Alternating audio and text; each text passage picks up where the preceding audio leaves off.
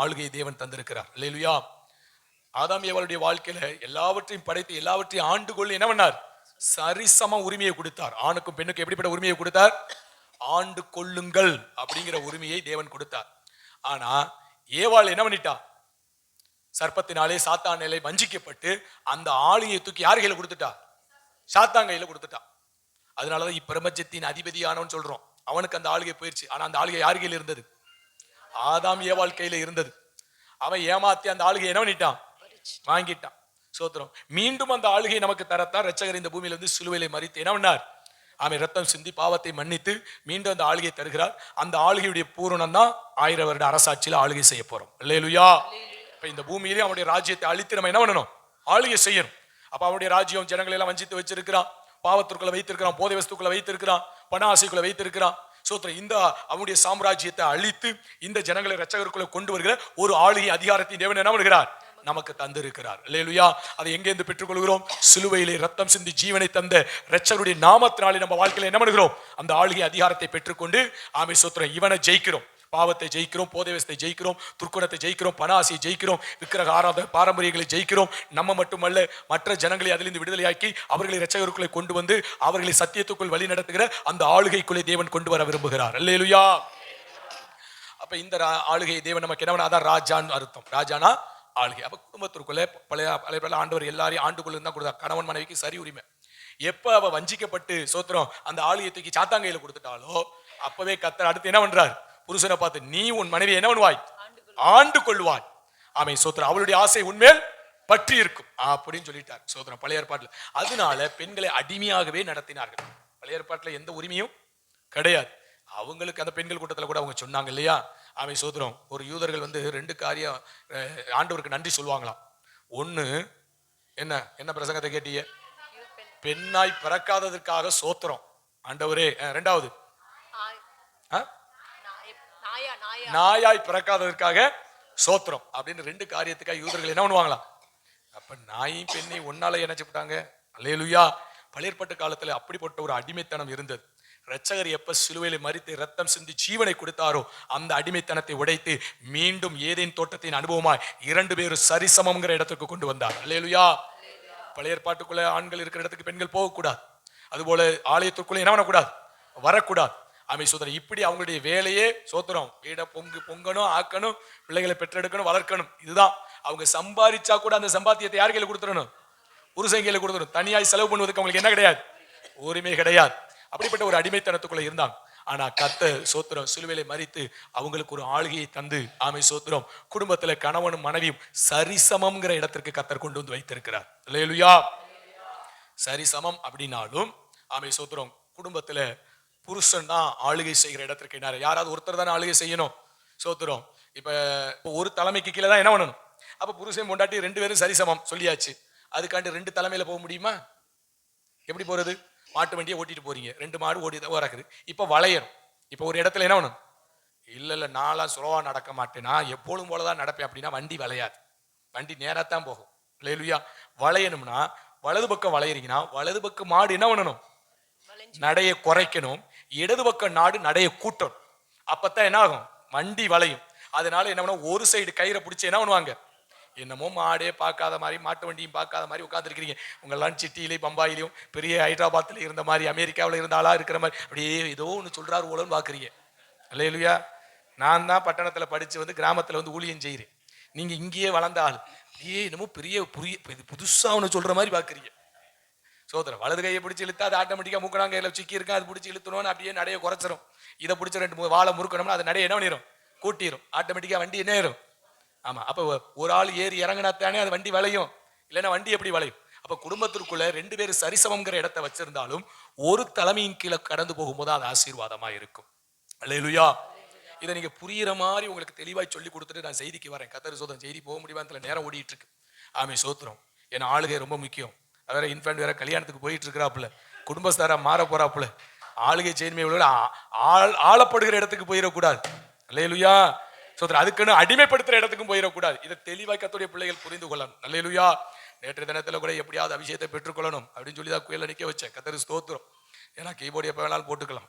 ஆனா அபிஷேகம் பெறணும். 2 மணி நேரம் ஆராதனை எப்படியாவது. ஏன்னா அபிஷேகம் தான் அந்த ஆளுகை தரும், அந்த அதிகாரத்தை தரும். சோத்திரம் அந்த இடத்தை ஜெயமாய் கடந்து போக முடியும். இல்லைன்னா சோத்திரம் ஆளுகை அந்த அபிஷேகம் இல்லைன்னா நீங்க மாம்சத்தை வச்சு ஆளுகை செய்யணும். மாம்சத்தில் ஆளுகை செய்வது அடிமைத்தனத்தை கொண்டு வரும். அல்லேலூயா. ஆவியின்படி ஆளுகை தான் ஆமை சோத்திரம் அந்த தெய்வீகத்தை கொண்டு வரும். அந்த அதிகாரம் நமக்குள்ள கடந்து வரும்போது தான் குடும்பத்தை அந்த ஆளுகை பண்ணி என்ன பண்ண முடியும், கொண்டு போக முடியும். இல்லைன்னா எல்லாரும் ஆளுகை செய்ய ஆரம்பிச்சிருவாங்க.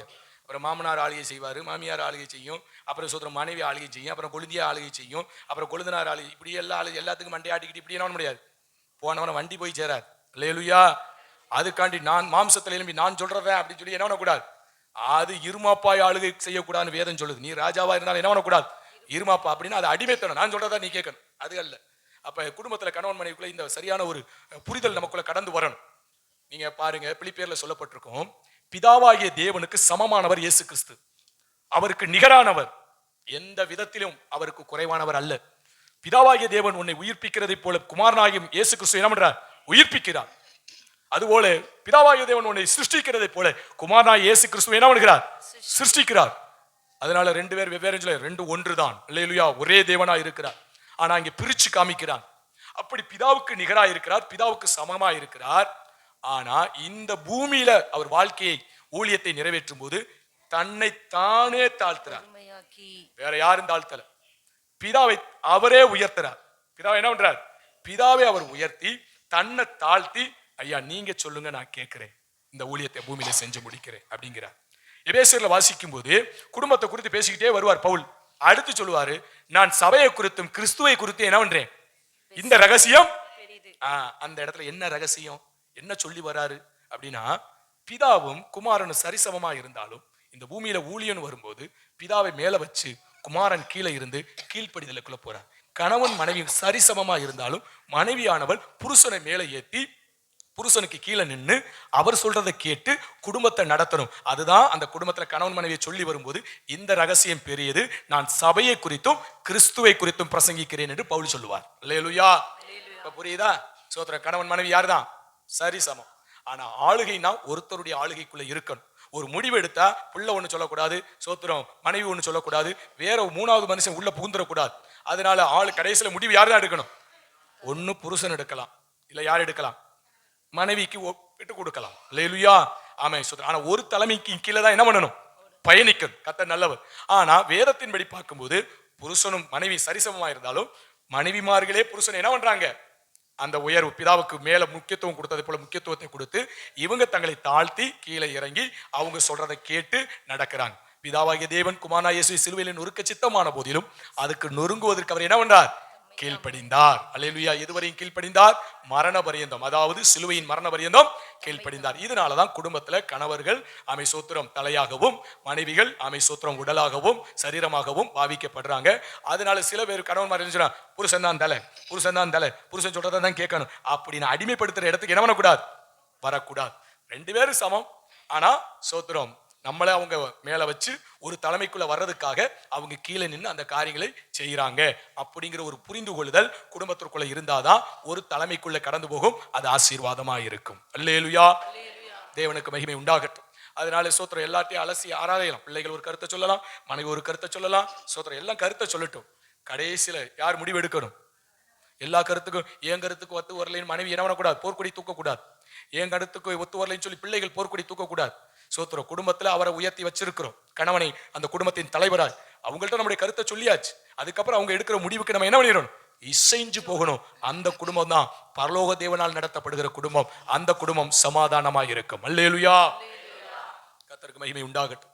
அதனால சோத்திரம் இப்படித்தான் நம்ம என்ன பண்ணணும், இந்த கீழ்ப்படிதலுக்குள்ள நம்ம என்ன பண்ணணும், கடந்து போகணும். அது நமக்கு ஆசீர்வாதமா இருக்கும்.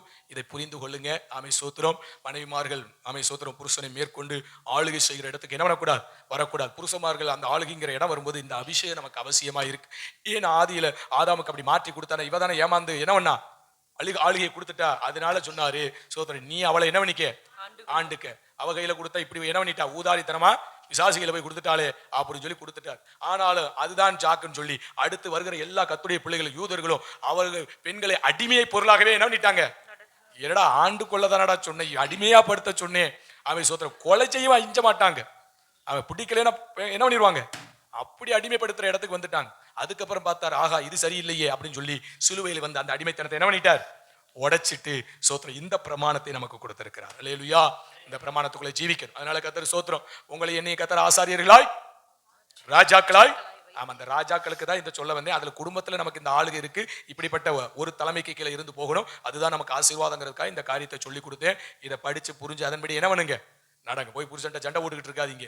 ஆமி சோதரன், நானும் ஊழியர் சொல்லிட்டார், நானும் நீனு என்ன பண்ணா சரிச்சவன் அடிச்ச திரும்பி அடிச்சு போடுவேன்னு சொல்லிடாதீங்க. அல்லேலூயா.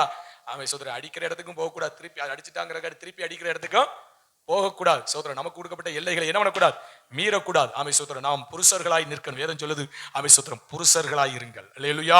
அதனால புருஷர்களும் எப்படி இருக்கணும் தெரியுமா, அபிஷேகத்தை பெற்றுக்கொண்டாதான் ஞானம் கிடைக்கும். அபிஷேகம் பெற்றதான் அப்ப குடும்பத்தை சரியான பாதையில நடத்த முடியும். அப்பதான் தலைமைத்துவத்தை உங்களை நம்பி என்ன பண்ணுவாங்க, கொடுப்பாங்க. ரைட். இல்லைன்னா சோதரம் பாப்பாங்க, 1 பாப்பா 2 பாப்பா 3 நாள் எல்லாத்தையும் சொதப்பிக்கிட்டு இருக்க, நீ பேசாம இரு, நான் சொல்றதை கேள் அப்படிங்கிற இடத்துக்கு வந்துருவாங்க. அல்லேலூயா. ஆமை சோதரம். அதனால அப்படி போயிடக்கூடாது. அபிஷேகம் நமக்கு எல்லாம் ஞானத்தை, இதுக்காண்டி நம்ம படிக்கலாம் வேண்டாம். சோத்திரம். இதுக்காண்டி குடும்பத்தை எப்படி நடத்துறது, மனைவி எப்படி அடக்கிறது, இதெல்லாம் படிக்க வேண்டாம். நீங்க ஆவியானவரை நல்லா நிறைச்சிட்டீங்க அப்படின்னா அந்த இது அழகா வந்துடும். அல்லேலூயா.